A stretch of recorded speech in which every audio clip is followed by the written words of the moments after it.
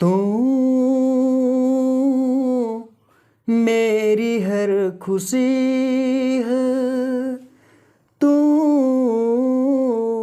मेरी जिंदगी है, तू ही मेरी आखिरी ख्वाहिश, तू ही जिंदगी है, तू मेरी हर खुशी है। पहली मोहब्बत का एहसास है तू, पहली मोहब्बत का एहसास है तू, बुझ के न बुझ ना पाई वो प्यास है तू, तू ही मेरी आखिरी ख्वाहिश, तू ही जिंदगी है, तू मेरी हर खुशी है। दोस्तों नमस्कार, मैं उदय सर आप सभी का स्वागत करता हूँ अपने YouTube चैनल उदय दिव्यांग पर। दोस्तों मैं टूटी फूटी में गाना गाया, इसमें कुछ गलतियाँ भी होगी तो माफ़ करना, क्योंकि मुझे गुनगुनाने की आदत है, आज से नहीं बचपना से। तो मैं आप लोगों के सामने गुनगुना दिया, परंतु मैं गुनगुनाऊंगा आगे नहीं। अब आपको मैं एक चैप्टर पढ़ाने जा रहा हूं कक्षा 10 का, जिसका नाम है विष के दांत। जिसका नाम क्या है? विष के दांत। जी हाँ, विष के दांत, जिसका लेखक है नलिन बिलोचन शर्मा। जिसका लेखक कौन है? नलिन बिलोचन शर्मा। जी हाँ, विष के दांत क्या है? कोई आपसे पूछे विष के दांत भी होती है? जी नहीं, ये तो एक कहानी बनी है। तो विष के दांत क्या है? एक कहानी है। इसका लेखक कौन है? नलिन बिलोचन शर्मा। इनको बदरघाट में जन्म हुआ था, शायद 1916 ईस्वी में हमारे बिहार में जन्म हुआ, और ये बहुत अच्छा कहानी लिखे हैं। तो चलते हैं विशेष कहानी पर, ब्लैक बोर्ड की ओर। मेरे बच्चे, मेरे दोस्तों, कक्षा 10 आप देख रहे होंगे, और चैप्टर 2 विष के दांत कहानी। इसका लेखक कौन है? नलिन बिलोचन शर्मा। विष की दांत, इसमें सबसे पहले कुछ पात्र हैं जिनका नाम मैं बतला देना चाहता हूँ। पहला पात्र आपको आएंगे सेन साहब। मैं एक छोटा छोटा फिगर से मैं आपको समझाने का प्रयास किया हूँ। ये सेन साहब हैं, देख रहे हैं, फैक्ट्री का मालिक। ये माता सेन है, सेन साहब की पत्नी, धर्म पत्नी, और इनकी 5 बेटियां हैं। 5 बेटियां जिसका नाम है सीमा, रजनी, आलो, शेफाली, आरती। जी हाँ, सीमा, रजनी, आलो, शेफाली और कौन? आरती। ये 5 के बारे में अलग अलग विशेषताएं बतलाए कहानी में। मोटर कार है इनकी। कहा जाता है सेन साहब एक चमचमाती हुई मोटर कार लाते हैं। कैसी? जैसे स्ट्रीमल ड्रीम। और वह कार कैसी है? ऐसी कि जैसी कोयल घोंसले से कब उड़ जाए। चमचमाती हुई कार बंगला के आगे बरसाती में लगी हुई है। इस कहानी में मैं बताऊंगा कि कार की कीमत क्या है, तो मात्र 7,500। नई मॉडल की कार ऐसी कि कोयल घोंसले से कब उड़ जाए, बिल्कुल नई मॉडल की, बिल्कुल नई मॉडल की, कीमत 7,500। सेन साहब को इस पर नाज है। सेन साहब को इस कार पर नाज है, इस कार पर नाज है। मैं बतला दूं मेरे दोस्तों, कार की कहानी से शुरू होती है और सेन साहब कहाँ तक जाते हैं। लड़कियां इनके कितने हैं? 5 है। 5 के 5 कठपुतलियां हैं। कैसे? सेन दंपति बहुत अच्छी तरह से सिखलाए हैं अपने 5 बेटियां को। क्या करना है ये नहीं सिखाए हैं, क्या नहीं करना है ये सिखाए हैं। 5 के 5 को यह सिखाया गया है कि ऐसी मुस्कान बिखेरना है कि सोसाइटी भी इसकी मुस्कुराहट से सीखे। 5 बेटियां की पढ़ने लिखने की अलग व्यवस्था, और उनके अधेड़ उम्र में, सेन साहब के अधेड़ उम्र में एक पुत्र होता है जिसका नाम है खोखा उर्फ कासू। और ये खोखा कौन है? आपको मैं बताया सेन साहब के अधेड़ उम्र में नाउमीद एक पुत्र है जिसका नाम है, प्यार से रखा गया खोखा। अब बताते हैं मैं खोखा क्या है। तो खोखा जीवन के अपवाद है, उनके घर के नियमों के अपवाद है। पांचों बेटियों के लिए अलग सिस्टम और खोखा के लिए अलग सिस्टम उनके घर में है। गिरधर लाल इसमें एक आएंगे। गिरधर लाल जो उनको फैक्ट्री की एक किरानी है और उनके बंगले के अहाते में एक आउट हाउस में रहते हैं, एक आउट हाउस में रहते हैं। गिरधर लाल अपने परिवार के साथ रहते हैं। इनकी एक बेटा है जिसका नाम है मदन। खोखा और मदन दोनों को एक जगह रखा हूँ क्योंकि ये दोनों पर कहानी आगे बढ़ता है। तो आप समझ रहे हैं। अब मैं कहानी स्टार्ट करता हूँ। कहानी क्या है कि एक बार सेन साहब अपने भड़कीले ड्राइंग रूम में बैठे हुए थे। उनके कई दोस्त उनसे मिलने आए थे।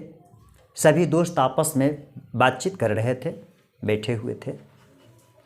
उसी दोस्त में एक दोस्त, समझिए एक अखबार निवास यानी अखबार बेच के खाने पीने और जीवन यापन करने वाले थे। उनके साथ में एक पुत्र आया था जो महज 5 वर्ष से भी उम्र कम था।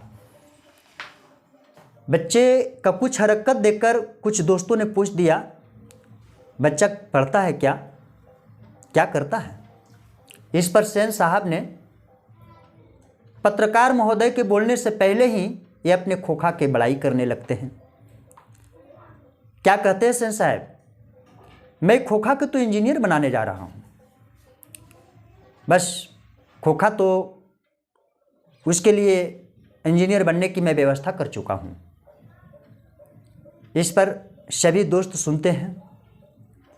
उसके बाद फिर बच्चे को कुछ अच्छाई देख करके, पत्रकार महोदय के बच्चे जो 5 वर्ष का है उसके कुछ अच्छाई देख करके फिर मित्रों ने पूछा कि आपको इसके बारे में क्या विचार है? पत्रकार महोदय ने जवाब दिया कि हमारे पुत्र को क्या विचार है, वो स्वतंत्र है, वो इसके जो इच्छा हो पढ़ने लिखने की स्वतंत्र है और जो भी है पढ़ लिख करके वो आदर्शशील बने। इस व्यंग्य उत्तर को सुन करके सेन साहब ऐंठ जाते हैं क्योंकि पत्रकार महोदय का जवाब यही था कि मेरा पुत्र जो भी बने उसे स्वतंत्र है, इसे पूरी आज़ादी है। इस प्रश्न का उत्तर सुन करके सेन साहब बिल्कुल ऐंठ गए। कुछ देर बात करने के बाद ये होती है कि बाहर कुछ खट खट की आवाज़ आती है। खट खट की आवाज़ के मतलब क्या हुआ मेरे बच्चे, आप गौर से सुनेंगे। जब सेन साहब बाहर निकलते हैं, उनके पीछे पीछे ड्राइंग रूम से, भड़कीले ड्राइंग रूम से जब कुछ और दोस्त निकलते हैं तो देखते हैं उनका सोफर यानी ड्राइवर एक बच्चा से उलझ रहा है, तीरा घिंची हो रहा है और एक औरत वहीं सामने खड़ा है। सोफर और बच्चे को उलझते देख करके सेन साहब का गुस्सा तो आसमान चढ़ गया।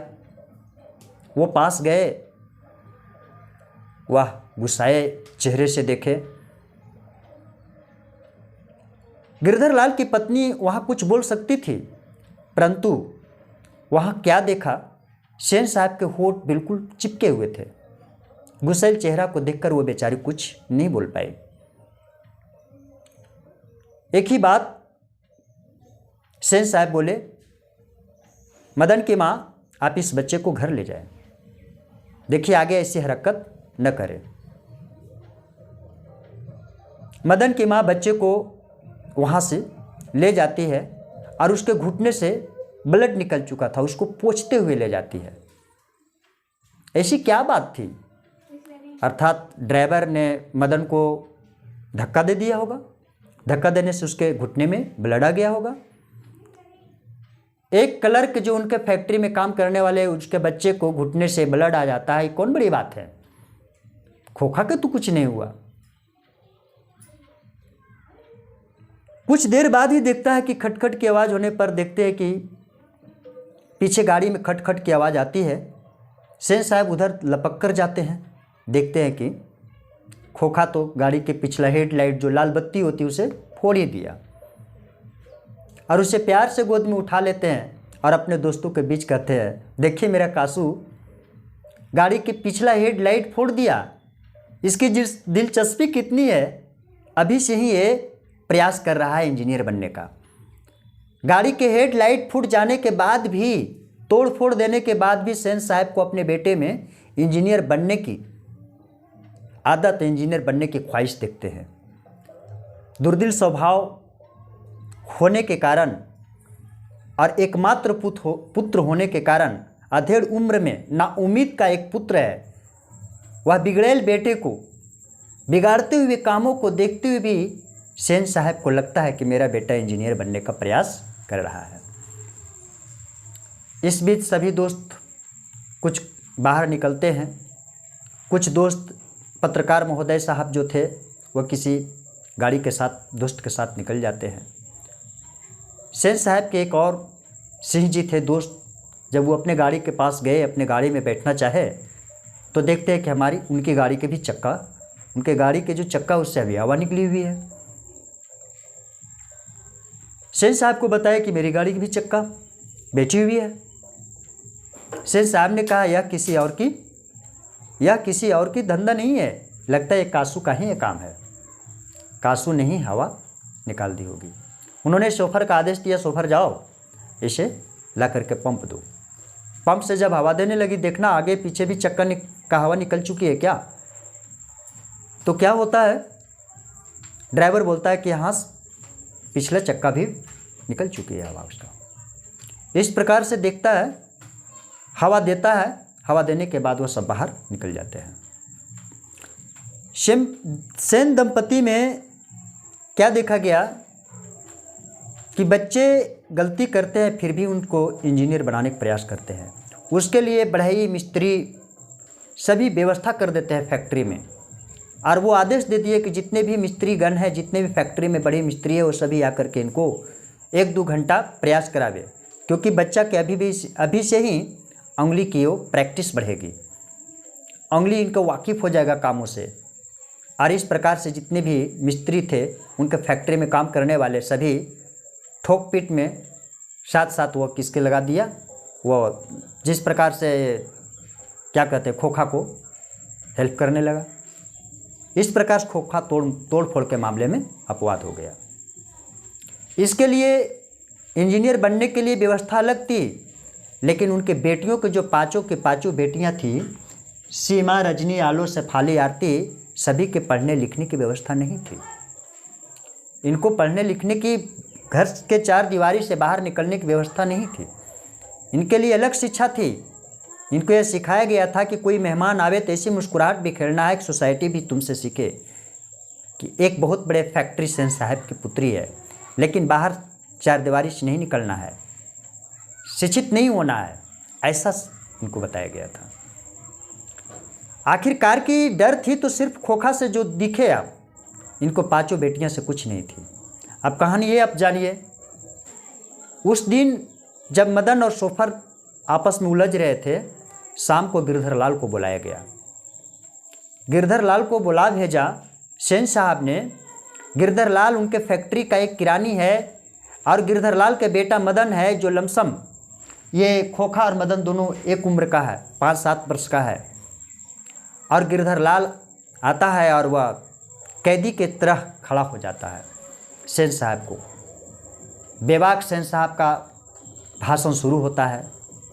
सेन साहब कहते हैं, गिरधर लाल अपने बेटा को जाकर के समझाओ, अगर अभी नहीं संभाला तो आगे चलकर आपका बेटा, ऐसे ही बच्चे चोर, डकैत और ये निकलते हैं, देखिए आगे चलकर चोर, गुंडे और डाकू बनते हैं, और इस प्रकार से तुम बेटे को जाकर के समझाओ, आइंदा ऐसा काम नहीं होना चाहिए। गिरधरलाल जैसे खड़ा है, उनके पास लगता है कि एक चोर कैदी, एक कैदी जज के सामने सर झुका करके खड़ा है। वह कभी कभी हाँ में उत्तर देता था। इस प्रकार से सेन साहब बोले, जा सकते हो। गिरधरलाल वापस अपने बंगले के अहाते में, यानी डेरा में, आउट हाउस में पहुँच करके उन्होंने बेटा को बहुत बेरहम से बेदर्द से पिटाई किया।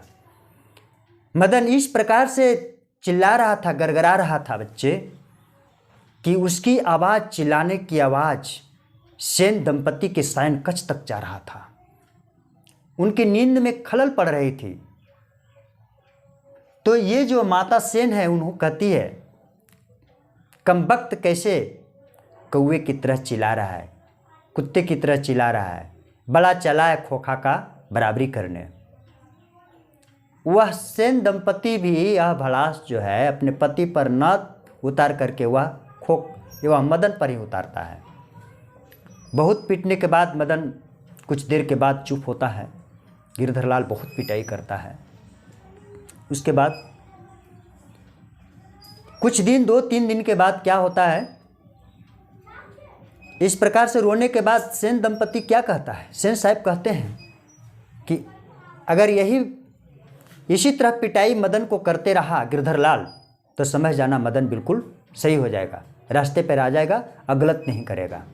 मेरे बच्चे, आप सोच सकते हैं बहुत बच्चे को पीटने पर भी वो बदमाशी उसकी चली जाएगी क्या? नहीं, ये सेन साहब की गलत सोचना था। आप समझेंगे। आपका प्रश्न में पूछेगा, सेन दंपति ने कौवे किसे कहा, कुत्ते की तरह चिल्ला रहा किसे कहा? तो मदन के कहा।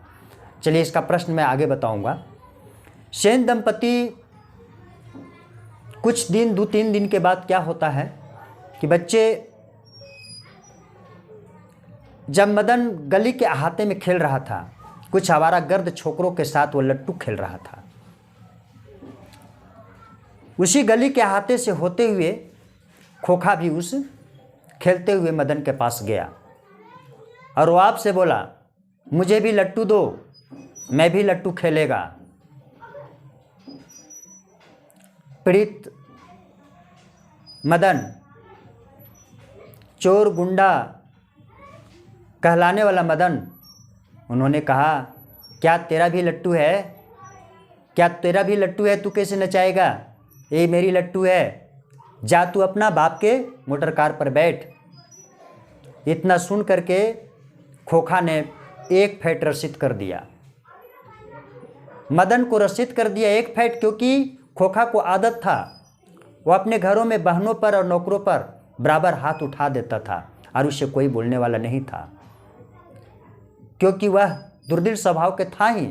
परंतु उसको लाड़ प्यार में सेन साहब और सेन दंपति ने दोनों बिगाड़ दिया था। इसलिए उसकी दुर्विचार से मदन को वह 1 फेट दिया। मदन और ने देखा तो वह टूट पड़ा खोखा पर और दोनों में बिल्कुल झगड़ा होने लगा। उनके साथी जितने भी था सब किनारे पकड़ लिया। ऐसा कहा जाता है मेरे बच्चे कि झोपड़ी और महलों की लड़ाई में अक्सर महलों की ही जीत होती है, क्योंकि गरीब, सभी गरीब वह महलों वालों को साथ दे देते हैं। आप जान सकते हैं कुत्ते और पिल्ले की लड़ाई में कितनी फर्क है। खोखा मदन के साथ खेलने के लिए उसका दिल ललच जाता है। इसमें लेखक कहा नलिन बिलोचन शर्मा ने कि हंस कौवे के जमात में खेलने के लिए ललक गया, हंस कौवे के जमात में मिलने के लिए ललच गया। अगर यही लड़ाई अहाते में हुई होती तो जीत तो होता महल वाले को ही, बाहर भी हो तो भी महल वाले को ही जीत होगा, क्योंकि गरीब जितने भी होते हैं ना सब महल वालों के साथ देते हैं, गरीबी की सच्चाई के साथ नहीं देते हैं, गरीबों के साथ नहीं देते हैं। दोनों में इस प्रकार द्वंद्व युद्ध हुआ कि मदन ने मार करके उसके 2 दांत तोड़ दिए, 2 दांत तोड़ दिए। खोखा अपना मुंह पकड़ करके दांत, टूटे हुए दांत को पकड़ करके वह बाहर भाग गया और अपना बंगले में चला गया। उस दिन मदन को आवारागर्द छोकरों के साथ दिन भर वो घर नहीं गया। रात में बीती रात, बहुत देर रात हुई तब वो घर गई। धीरे धीरे आहिस्ते आहिस्ते कदम से वह घर घुसता है। घर घुसने के बाद क्या देखता है कि सभी माता पिता उनको खा करके एक कमरे में सो रहे हैं। वह कमरे में जाकर के कान इस प्रकार देता है। उनकी बातों की चर्चा कुछ नहीं हो रही थी। वह जान रहा था कि अगर मैं सवेरे गया घर तो औरों दिन के अलावा आज की जो पिटाई होगी बहुत अधिक होगी। लेकिन यह भी एक मदन सोच लिया था कि मुझे पिटाई होगी। वह चुपके से रसोई घर हिलता है और खाना खाता है। फिर से माँ पिता के सोए हुए कमरे में वो कान लगा करके सुनता है। दरवाजे से कुछ उनकी बात की आवाज़ नहीं आती है, बस एक ही बात आवाज़ आती है कि सेन साहब ने कहा है कि कल से नौकरी तुम्हारी छूट गई, तुम हिसाब करके आप अपने जा सकते हो, मेरे हाथे में जो डेरा है तुम खाली कर सकते हो। यह आवाज़ सुन करके वह आगे बढ़ता है एक चारपाई पर सोने के लिए, तो उसके पैरों से एक लोटा रखा हुआ तो ठुकरा जाता है। ठोकर खाने के बाद लोटा तो आवाज़ देगी, टन टन की आवाज़ हुई। गिरधर लाल और उनकी पत्नी दोनों बाहर निकले। मदन वह इस प्रकार खड़ा हो गया, हाथ और दांत बीच करके खड़ा हो गया। वो जान रहा था और वो दिन के अलावा आज के दिन पिटाई बहुत काफ़ी हो गई। लेकिन गिरधर लाल ने उसे पिटाई नहीं किया, वह और नज़दीक गया और मदन को पास जा करके वह मदन को पिटाई न करके वह प्यार से गोद में ले लिया। मदन को भी अजीब लगा कि जो पिता बराबर मुझे पिटा करते थे वो आज मुझे प्यार से क्यों उठाए। मदन को आद भी नहीं है कि इतना प्यार मुझे कब पिताजी ने किया था। और पिताजी ने बोला कि वाह वाह मेरे बेटे, अबे जो मैंने किया हो तू करके बताया, खोखा के दोनों दांत तोड़ दिया। इस प्रकार से खोखा को भसभसा करके दोनों दांत तोड़ दिया बेटे। इस प्रकार से यह जो है से कहानी खत्म होती है। मेरे बच्चे अब कहानी पढ़ेंगे। खोखा कौन था? खोखा अपवाद था तो क्या अपवाद था? खोखा दुर्दिल स्वभाव का था। इस प्रकार से इसका प्रश्न उत्तर भी हम डालने का प्रयास करेंगे। दोस्तों इसको बार बार देखेंगे। मैं आपको अधिक से अधिक समझाने का प्रयास किया सरल शब्दों में। मैं आशा करता हूं, विश्वास करता हूं कि यह वीडियो आपको बढ़िया लगेगा। जो भी 10वीं कक्षा के मेरे गांव के, ग्राम को, देहात के जहां भी है, सभी इस वीडियो को देखेंगे, पढ़ेंगे, बार बार पढ़ेंगे, आपको कहानी समझ में आ जाएगी और इसको प्रश्न उत्तर बनाने का प्रयास करेंगे। दोस्तों इसको शेयर कीजिएगा, लाइक कीजिएगा, मुझे विश्वास है कि आगे बढ़ाइएगा, लाइक भी कीजिएगा। जय हिंद दोस्तों।